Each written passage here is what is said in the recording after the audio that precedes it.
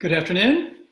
Welcome to the Facebook Live broadcast on Spiritual Rhythms for the Enneagram, a handbook for harmony and transformation. We're Doug and Adele. Glad you could join us today. Today we're in the head triad, the IQ, the intellectual center, the one that processes everything primarily through their head, and we're in the center of that triangle and that triad with the number 6. And we want to talk for a little while about the beloved 6s in the world. We have a number of them that are very dear friends and even family members. So this is a number we know fairly well from experience and watching these lovely people. One of the things that are typically said about the 6s is they're the loyal people. They represent the very steadfast faithfulness, covenant-keeping God that we have. And that is something that's really pretty true of these beloved 6s. They tend to be people, if they give their word, they are going to stick with it. If they're your friend, they are your friend through thick and thin. And if they are working on something, they are going to work it through to the end. So there's much to commend these beloved 6s. In Enneagram sort of lore, 6s are supposedly the most prevalent number on the Enneagram. And I don't know if that's true, but you can think about your own life. Do you know these people who are not only loyal to you, but loyal to belief systems and loyal to truth and loyal to commitments and loyal to organizations and loyal to religious systems and loyal to countries? And if you think about like the military or police and firemen, these are people who are dedicated to the safety of other people, and they care about the common good, not just what's good for me. And sort of in response to the heart triad, which can be very self-focused, how am I coming across? Am I pleasing you? The 6s are much more, is everybody safe? Has everybody been accounted for? Have we asked every question that can keep people in a safe place?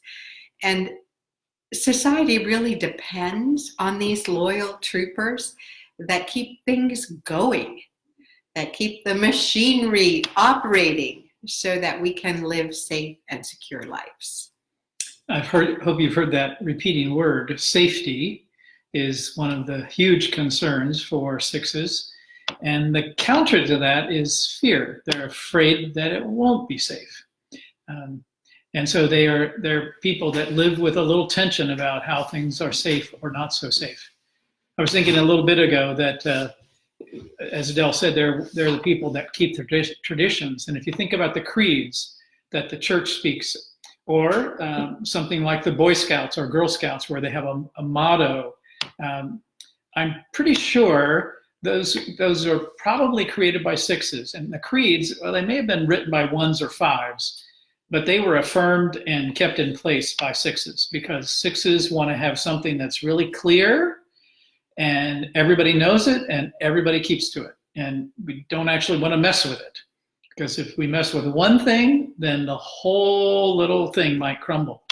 And that's one of the things that they sort of are vigilant against, so that we all keep on track. And it's very important that we stay on track. So right and wrong really matters to a 6. They want to be on the right page, and they want you to be on the right page. They want to be obedient, and they want you to be obedient. And if you like to play fast and loose with the rules, that makes them insecure. What are you doing? Are you wanting to rip up the fabric that holds everything together? This gives them a background noise of worry and of fear. Just like Doug said, if everybody starts to do what they think is right, everything's going to crumble.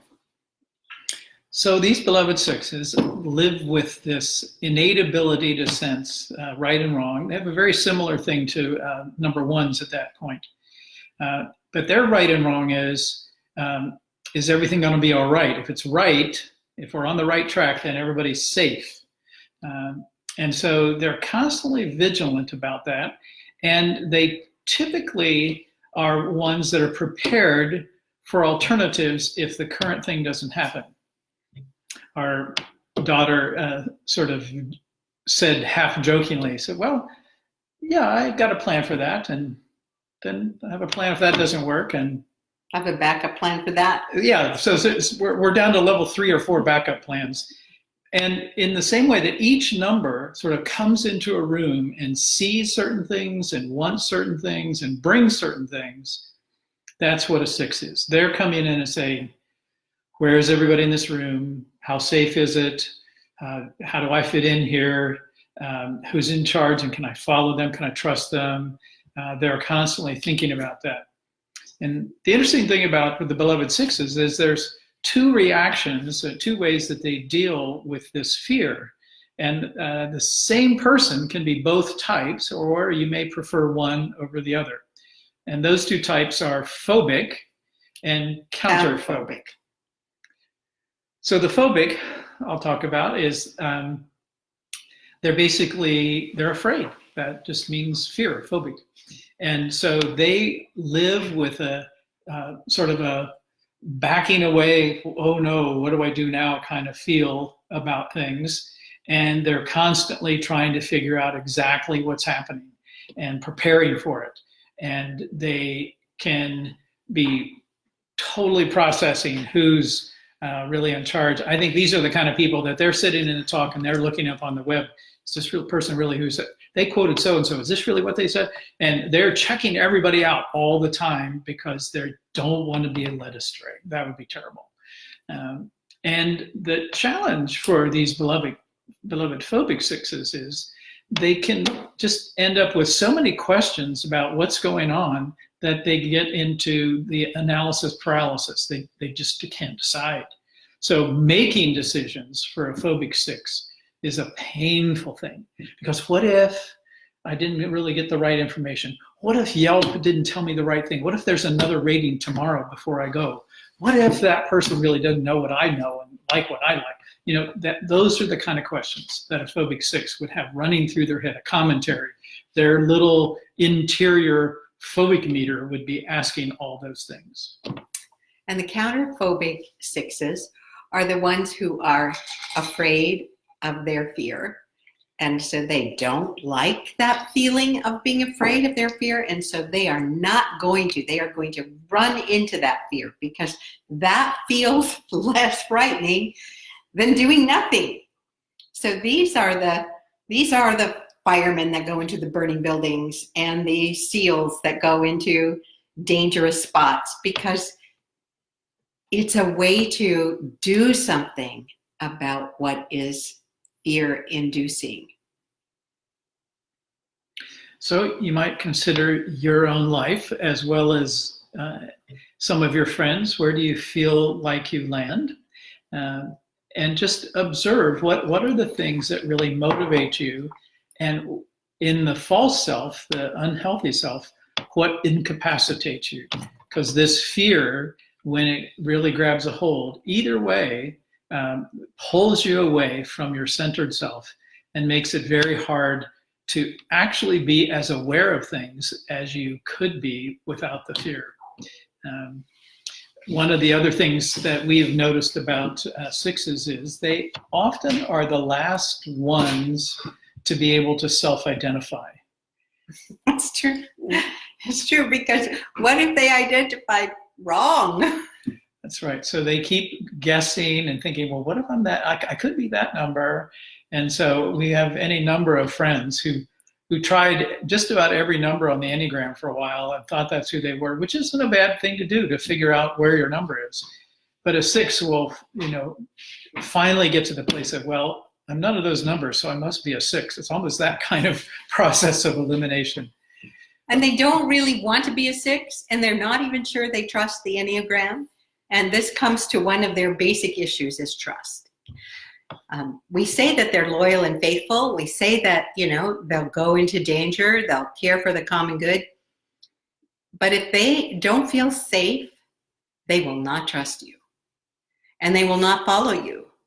And so they're always constantly in the background sort of saying, is this a safe person? Do they really care about me? Can I really be vulnerable with them? I'm not sure I can trust them.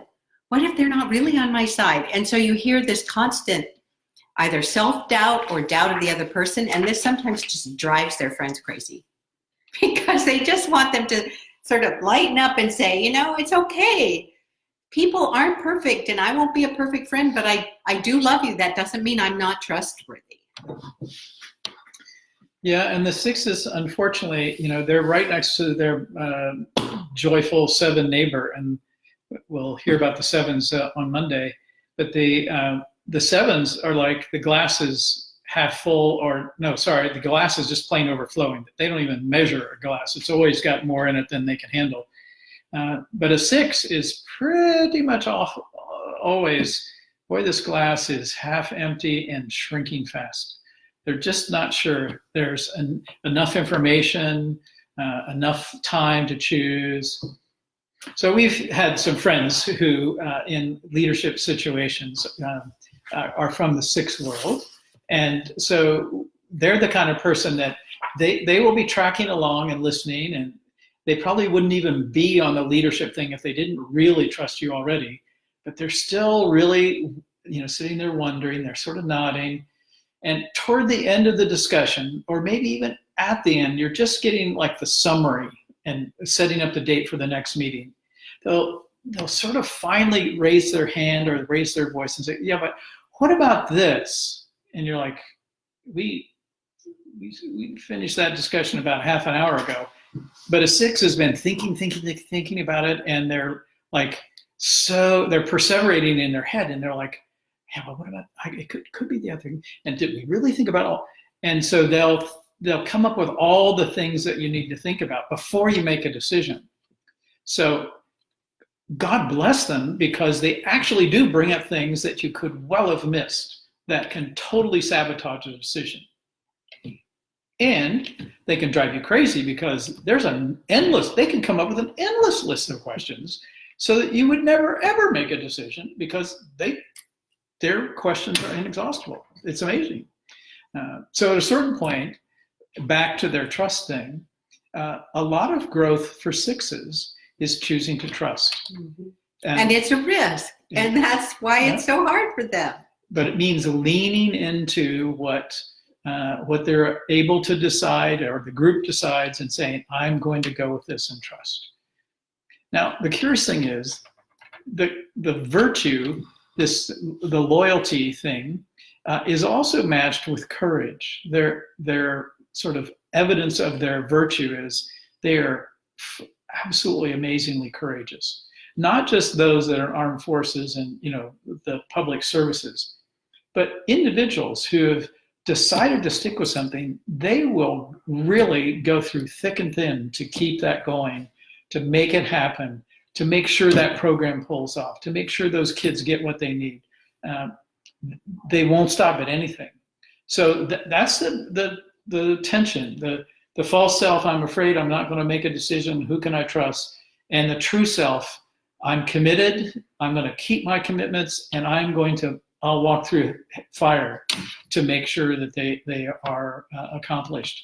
So we would have gotten virtually nothing done as a country, probably, or a church, without sixes who said, okay, let's do it.